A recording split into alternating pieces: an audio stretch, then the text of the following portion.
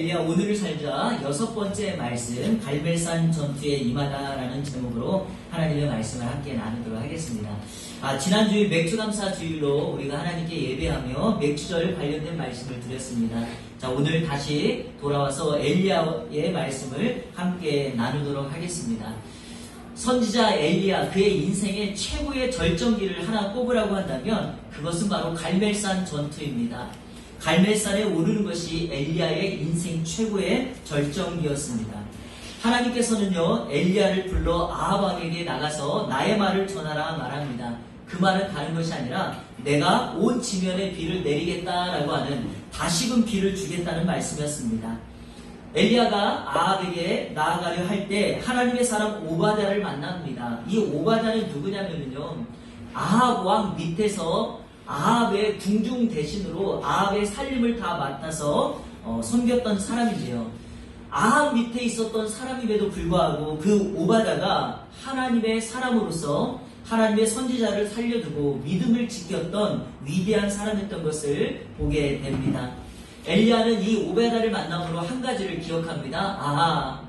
믿음의 사람은 나만 있는 것이 아니구나. 나만 있는 것이 아니라 하나님께서 숨겨놓은 또 다른 동역자가 있구나라는 사실을 엘리야는 경험합니다. 우리 인생에도요, 함께 할 수 있는 믿음의 동역자가 있다는 것은 정말 큰 위로가 될 것입니다.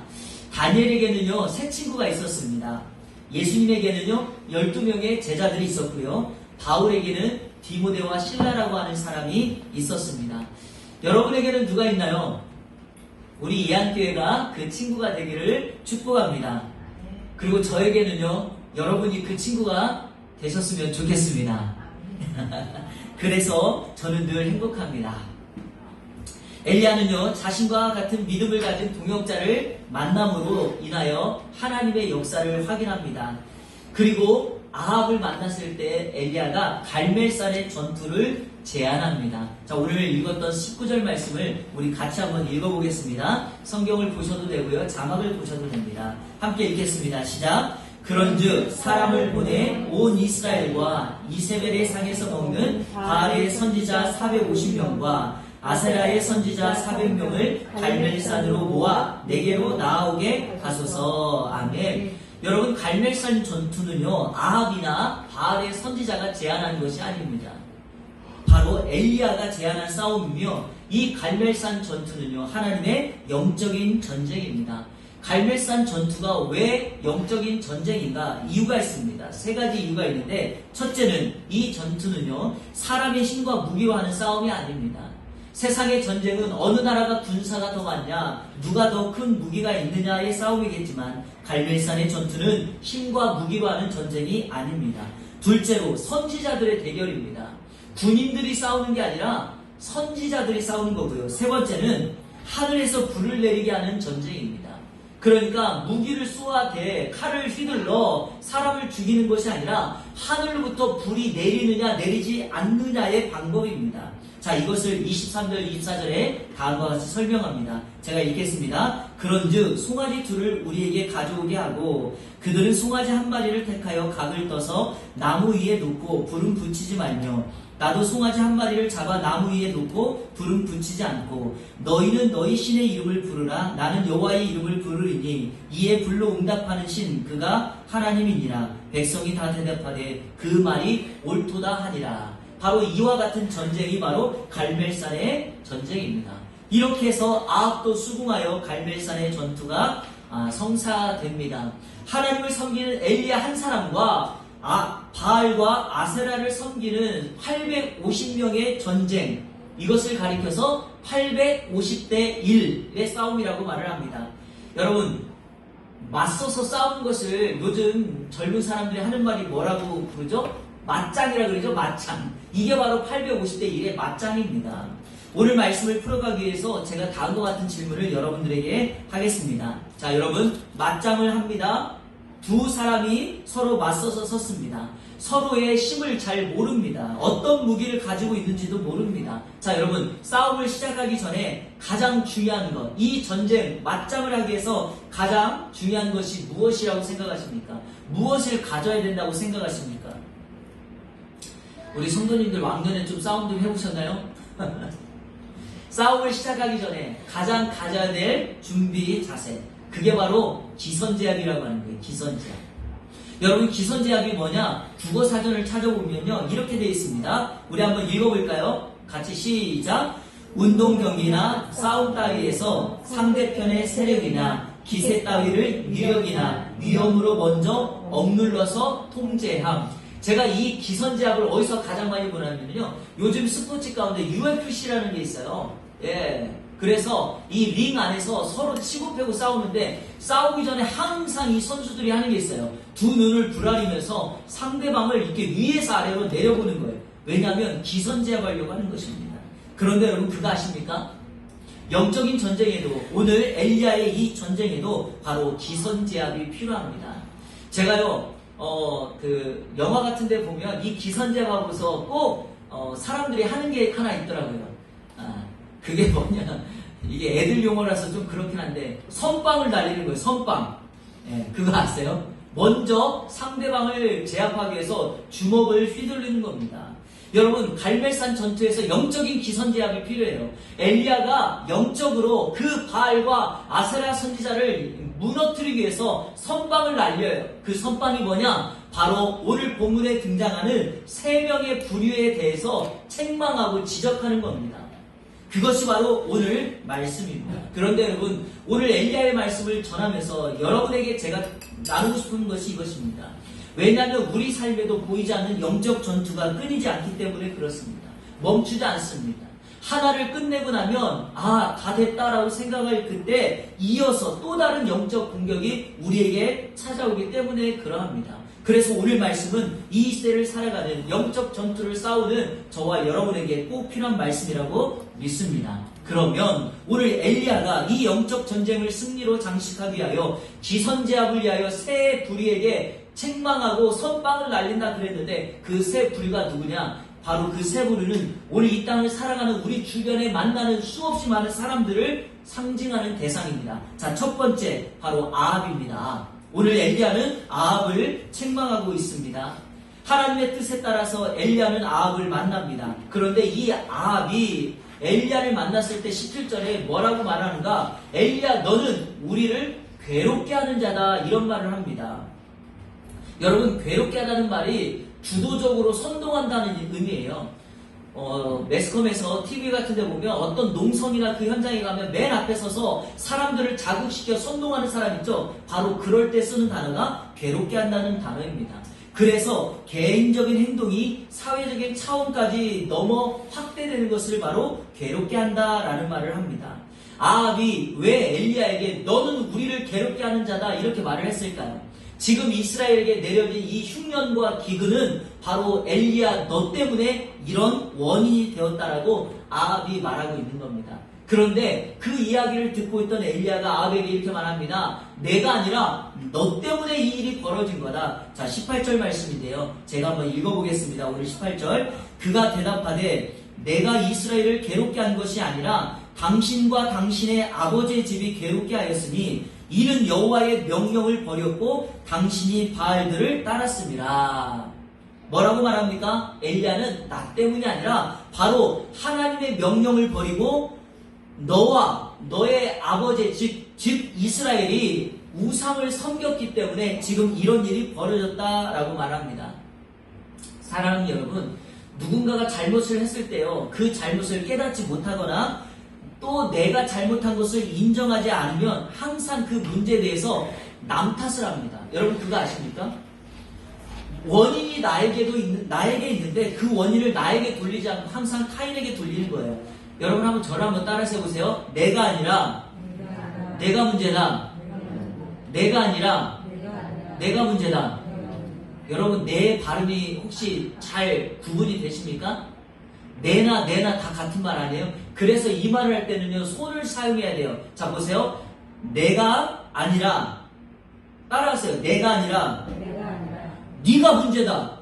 이렇게 되는 거죠. 이게요 자기의 잘못을 인정하지 않고 깨닫지 못하는 사람들이 항상 내가 문제가 아니라 네가 문제다 할 때 이렇게 쓰는 단어예요. 그런데 여러분 이렇게 발음하셔야 돼요. 내 탓이다. 내 탓이다. 그래야지 원인이 해결돼요.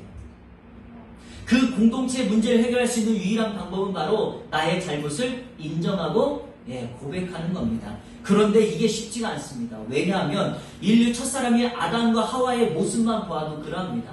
여러분, 아담과 하와가 선악과를 먹은 일에 대해서 이들이 책임을 집니까? 아닙니다. 남 탓합니다. 뭐라고 말하나? 아담은 하와를 탓합니다. 하와는 뱀 탓을 해요. 그런데 가만히 왜 이런 남 탓을 하니까 보니까 그 깊은 속으로 들어가 보면 결국에 하나님 탓을 하고 있어요. 자, 제가 그 증거를 여러분에게 보여드립니다. 창세기 3장 12절. 자, 우리 같이 한번 읽어보겠습니다. 시작! 아담이 이르되 하나님이 주셔서 나와 함께 있게 하신 여자 그가 그 나무 열매를 내게 주므로 내가 먹었나이다. 아멘. 밑줄 혹시 보입니까? 뭐라고 되어 있죠? 하나님이 주셔서. 아담이 이렇게 말하는 거예요. 하나님이 저에게 주셔서 지금 제 옆에 있는 이 여자 하와가 나에게 이 열매를 줘서 내가 먹었습니다. 가만히 들어보니까 누구 탓하고 있는 거죠? 하나님 탓하고 있는 거예요. 여러분, 책임지려는 사람이 없는 이 시대에 우리가 오늘 하나님의 사람으로 우리의 잘못을 인정할 수 있는 당당한 인정함이 우리 가운데 필요할 줄로 믿습니다. 사랑하는 여러분, 인생에 맞닥뜨린 고난과 문제에는요, 반드시 원인을 찾아 그 원인을 해결해야지 다시는 그 똑같은 문제를 그리고 그 일을 반복하지 않습니다. 신앙의 문제는 더욱 그래요. 죄의 문제는 더욱 그러합니다. 반드시 그 원인을 찾아 해결해야 합니다.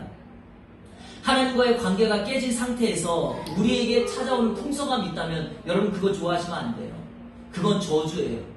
왜냐하면 하나님과의 바른 관계가 없는데 내가 하나님 앞에 범죄함에도 불구하고 나에게 어떤 풍성함이 찾아온다? 그걸 만족해서는 안 됩니다. 그거는 마귀가 우리의 눈을 가려서 좋은 것을 바라보지 못하게 하는, 원인을 바라보게 하지 못하는 것과 같습니다. 그래서 엘리야는 아합의 지금의 문제를 정확하게 지적합니다. 그리고 해결 방안을 제시합니다. 자, 그 해결 방안이 두 가지인데 뭐냐? 첫 번째, 우상을 버리고 하나님을 따르라는 거예요. 우상을 버리고 하나님을 따르라. 왜냐하면 아합이 우상을 섬겼고 하나님의 말씀을 버렸으니까 이것을 바꾸면 된다는 거예요. 우상을 버리고 반대로 하나님을 따르면 내가 회복할 수 있다. 자, 두 번째는요, 다시는 그러한 일이 발생하지 않도록 문제의 씨앗이 되었던 바알을 제거하라는 거예요. 그래서 하나님이 엘리야를 통하여 이 바알 선지자, 아세라 선지자 이들을 갈멜산으로 오게 한 겁니다. 왜 오게 하죠? 그들의 원인, 그들의 씨앗을 제거하기 위함입니다. 내 인생에 찾아오는 문제는 항상 영적으로 해결하셔야 돼요. 그리고 여기에는 양보나 타협은 필요하지 않습니다. 싸워서 이기면 됩니다. 사랑하는 여러분, 같은 원리로 우리는 이 세상을 향하여 영적 전쟁을 선포해야 됩니다. 여러분, 혹시 엘리야의 이름의 뜻이 뭔지 기억나십니까? 나의 하나님이 여호와다. 우리가 이 시대의 엘리야로 살아가야 될 이유가 뭐냐? 내가 믿고 있는 하나님이 이 시대의 엘리야이기 때문에 우리가 이 시대의 동일한 엘리야가 되어야 합니다. 그래서 세상을 괴롭게 하는 자가 아니라 저와 여러분이 속해 있는 가정과 이 공동체를 축복하는 자로, 축복의 통로로 살아가게 되기를 우리 주 예수 그리스도의 이름으로 축복합니다. 두 번째, 엘리야는요, 백성들을 책망합니다. 백성들. 엘리야가 아합에게 제안합니다. 바알과 아세라 선지자 모두를 갈멜산으로 오게 하라. 그랬는데 여러분, 갈멜산에는요, 선지자들만 온 것이 아니라 백성들이 함께 왔습니다. 백성들이 왜 따라왔을까요? 여러분, 세상에서 가장 재미난 구경이 어떤 구경이죠? 쌍 구경하고 불 구경이에요. 이 두 가지는요, 옆에서 보고 있으면 너무 재밌어요. 엘리야와 바알 선지자가 지금 뭐 하고 있는 거죠? 싸우려고 갈멜산에 왔잖아요. 그러니까 백성들이 싸움 구경하러 온 거예요. 그런데 그 백성들의 마음 한켠에는 단순한 싸움 구경이 아니라 한 가지 확인하고 싶은 것이 있어요. 이 확인은 오늘 저와 여러분이 이 세대를 살아가면서 동일하게 확인하고 싶은 것이죠. 이겁니다. 우리가 하나님을 버리고 바알을 섬긴 것이 정말 잘한 일일까? 바알이 정말 능력이 있을까? 오늘 엘리야가 하나님만 섬기라고 말을 했는데 그러면 진짜 그 하나님이 바알보다 능력이 있는가? 이것을 확인하기 위하여 갈멜산에 함께 모였다는 사실입니다. 자, 21절 다 같이 읽겠습니다. 성경 21절 시작. 엘리야가 모든 백성에게 가까이 나아가 이르되 너희가 어느 때까지 둘 사이에서 머뭇머뭇 하려느냐? 여호와가 만일 하나님이면 그를 따르고 바알이 만일 하나님이면 그를 따를지니라 하니 백성이 말 한마디도 대답하지 아니하는지라. 아멘. 엘리야가 백성들을 책망하며 강력하게 도전합니다. 이렇게 말합니다. 언제까지 바알과 하나님 사이에서 머뭇머뭇하느냐? 하나님이냐 바알이냐 둘 중에 하나를 택해라. 하나님이 진짜 신이면 하나님을 택하고 바알이 신이라고 생각한다면 바알을 택하라. 이렇게 강력하게 경고합니다. 그런데 여러분, 이것은 바로 엘리야의 강력한 확신에서, 하나님을 향한 믿음에서 오는 것입니다. 왜 그럴까요? 엘리야는 아합 앞에 나와서 하나님의 말씀을 전한 이후에 우리가 지난 시간에 살펴보았던 것처럼 그리 시내가에 훈련을 했죠. 사르밧의 기적을 경험했습니다. 과부의 아들이 죽었다가 살아나는 기적을 경험함으로 하나님을, 살아계신 그 하나님으로 경험하게 되었습니다. 제가 이걸 통해서 한 가지 적용하고 싶은 것이 이것입니다. 오늘 사람들이 하나님을 온전하게 신뢰하지 못하는 이유가 무엇일까라고 생각해 보니까 엘리야처럼 바로 이 은혜나 능력을 경험한 적이 없기 때문에 그럽니다. 하나님의 살아계심을 내 삶에 경험하지 못하니까 의심이 들고 머뭇머뭇거릴 때가 많았다는 것입니다. 그런데 여러분, 이 머뭇머뭇하다는 단어가 정말 중요한 단어입니다. 오늘 제 설교를 듣고 돌아갈 때 여러분이 이 단어 한 가지를 꼭 기억하셔야 됩니다. 저를 한번 따라해 보십시오. 파사흐. 자, 여기 자막 한번 보시겠습니까? 머뭇머뭇하다는 말이 히브리 말로 파사흐예요. 이 단어 두 가지의 뜻이 있어요. 넘어가다라는 뜻과 절뚝거리다는 뜻이 있어요. 자, 파사흐는 넘어가다, 절뚝거리다는 뜻이 있어요. 자, 이 두 가지의 뜻을 여러분에게 설명해 드릴게요. 출애굽기 12장 23절 다 같이 읽겠습니다. 시작! 여호와께서 애굽 사람에게 재앙을 내리려고 지나가실 때에 문 인방과 좌우 문설주의 피를 보시면 여호와께서 그 문을 넘기시고 멸하는 자에게 너희 집에 들어가서 너희를 치지 못하게 하실 것임이니라. 아멘. 여러분, 이 출애굽기 12장이 어떤 장면인지 아십니까? 이스라엘 백성들이 애굽에서 종노릇하고 살아가고 있을 때 하나님께서 모세를 불러 백성들을 탈출시키라고 말을 합니다. 그러나 완악한 바로가 이스라엘 백성들을 보내지 않습니다. 그때 하나님께서는 모세를 통하여 그 애굽에 10가지의 재앙을 내립니다. 마지막 10번째 재앙이 어떤 재앙이냐면 그 애굽에 있었던 모든 첫것, 아들의 첫 아들, 짐승의 첫것, 모든 장자는 다 죽입니다. 그런데 그때 하나님께서 어린 양의 피를 흘려 집 좌우 입구에 있는 문 인방 좌우 문설주에 피를 바르면 하나님의 사자가 이 애굽 땅을 쳐서 첫 아들을 다 죽일 때 피가 발라져 있는 그 집은 어떻게 하겠다고요? 넘어가겠다고요. 할 때 그 단어가 파사흐예요. 넘어가다는 말에서 그래서 나온 단어가 바로 유월절이에요. 유월절. 여러분, 유월절은 어떤 절기입니까? 하나님의 사자가 우리를 죽이지 않고 죄악과 사망의 자리에서 우리를 넘어갔다라고 하는 말이에요. 자, 이 머뭇머뭇하다는 단어가 왜 이 파사흐 넘어가다는 뜻일까요? 자, 여러분 보세요. 머뭇머뭇하다는 말은 정해진 선을 넘어가야 돼요. 무슨 말이냐면 사망의 자리에, 죽음의 자리에 있는 우리가 넘어가서 어떻게 해요? 생명의 자리로 넘어가야 되는데 이 백성들이 지금 뭐하고 있다? 머뭇하고 있다는 거예요. 이게 바로 놀라운 뜻입니다. 자, 또 하나의 파사의 뜻이 있어요. 절뚝거리다라는 말이죠. 여러분, 이 절뚝거리다는 말을 멀리서 보면 이런 단어예요. 머뭇머뭇거리는 것처럼 보이는 거예요. 다시 말해서 하나님을 선택해야 될 그들이 하나님을 선택하지 못하고 이 세상에서 방황하고 있는 그들을 향하여 왜 이렇게 영적으로 절뚝거리며 살아가느냐. 그래서 이 단어를 사용하고 있는 겁니다. 그런데 이 단어가 오늘 본문에서 한 번 더 쓰였어요. 자, 26절인데요. 26절 한번 보시겠습니까? 그들이 받은 송아지를 가져다가 잡고 아침부터 낮까지 바알의 이름을 불러 이르되 바알이여 우리에게 응답하소서 하나 아무 소리도 없고 아무 응답하는 자도 없으므로 그들이 그 쌓은 제단 주위에서 뭐하더라? 뛰놀더라. 그 단어가 파사흐예요. 그러니까 바알 선지자들이 하늘에서 바알 신이 불을 내려주기를 위하여 간절히 기도하고 있는데 아무리 기도해도 불이 안 내려요. 그러니까 어떻게 하는가? 제단 위에 주변에서 이렇게 막 뛰놀면서 왔다 갔다 하면서 춤을 추는 거예요. 그 모습이 바로 파사흐예요. 왜 그럴까요? 하나님이 이방 선지자들이 하나님이 아닌 다른 것에 제사를 지내는 그 모습이 바로 절뚝거리고 머뭇머뭇거리는 모습으로 보고 있다는 것입니다.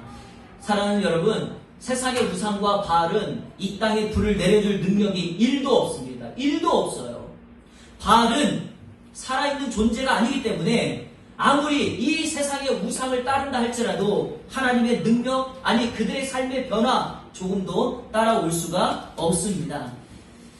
자, 여러분, 이 눈을 가지고 이 세상을 바라봐 보십시오. 우리가 살고 있는 이 세상도 동일하지 않습니까? 우리가 믿음의 눈으로 보면 이곳저곳에서 이 세상에 있는 사람들이 영적으로 절뚝거리고 있는 모습이 보이지 않습니까? 하나님이 아닌 세상의 것에 빠져 절뚝거리고 있는 모습. 언젠가는 교회 나가야지 하면서도 육신의 정욕과 안목의 정욕과 이생의 자랑에 매몰되어 생명의 자리로 넘어가지 못하는 그들의 머뭇거리고 있는 모습. 사랑하는 여러분, 우리는 그들을 향하여 담대하게 선포해야 합니다. 이렇게요. 더 이상 회색지대에서 머뭇거리지 마라. 주님 앞에 나아오라. 왜냐하면 저와 여러분이 오늘 이 땅을 살아가는 21세기의 엘리야이기 때문에 그러합니다. 여러분, 제 설교 주제 제목이 뭐죠? 무명의 선지자 엘리야, 오늘을 살다잖아요.